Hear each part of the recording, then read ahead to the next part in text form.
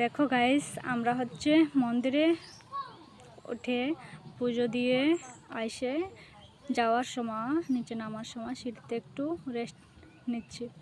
এই যে দেখো, তোমার দাদাভাই যে বসে রয়েছে, তোমাকে দাদাভাই বসে আছে, এই যে আমি বসে আছি। কষ্ট হয়েছে, ওঠার সময় বসি না। সকাল থেকে না খাওয়াই রাখছে, এখন পর্যন্ত কিছু খাইনি। ঠিক আছে, ম্যারেজ অ্যানিভার্সারি, দুঃখর জীবনে একটা কষ্ট কমলো।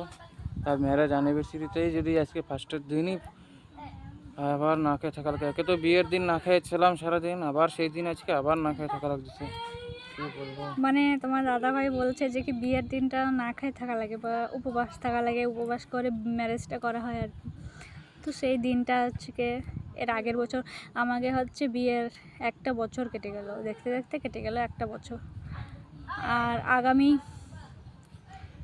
আগামী দিনে আগামী বছরে কি হয় দেখা যাক, ভগবান কি করে, ভগবানের কাছে নিয়ে আসতে পারে কি না, আসতে পারি কি না আর কি। তো তোমাদের সাথে যতটুকু পারি আমি সেতটুকুই শেয়ার করি, যতটুকু পারি না শেয়ার করি না তোমাদের সাথে। আমার লাইফের সব কিছু তোমাদের সাথে শেয়ার করি। আর আজকে আমার জন্য বহুত বড় বহুত বড় একটা দিন, যে কি বহুত বড় ইম্পর্ট্যান্ট দিন আজকে। তো ভগবানের কাছে সবাই বলে না যে কি কিছু শুভ জিনিস, কিছু ভালো কিছু শুরুয়াত করতে গেলে ফার্স্ট ভগবানকে নিয়েই শুরুয়াত করতে হয়। তো হচ্ছে আমি ভগবানকে নিয়েই শুরুয়াত করছি। তো আমি যেন এরকম অনেক আগে যাইতে পারি, তোমরা আশীর্বাদ করো। আমাকে হচ্ছে দাম্পত্য জীবন যেন অনেক সুখময় হয়।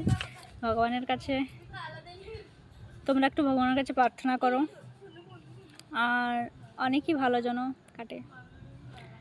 আর হচ্ছে তোমাদের সাথে এরপরে কি প্ল্যান রয়েছে, আমাকে আজকে সারাটা দিন ওনার সাথেই আমরা হচ্ছে বাইরে একটু আইসি, যে কি সারাটা দিন বাইরেই থাকতে চাই। মানে আজকে দিন উনি আমাকে নিয়ে আসছে, কনে কনে ঘুরতে যাবি চল, আমি বলছি চলো। তো ভাবছি এরপরে একটু যাব, দেখি কোন জায়গা যাওয়া যায় আর কি, কোন জায়গা নিয়ে যায় তোমাকে দাদা ভাই আর কি। খাই নাই সকাল থেকে, তো এখনই যাই, হয়ে গেছে পুজো দেওয়া, এখন যাই খাবো। তো তোমাদের সাথে আরেকটা ব্লগে দেখা হবে, বাই।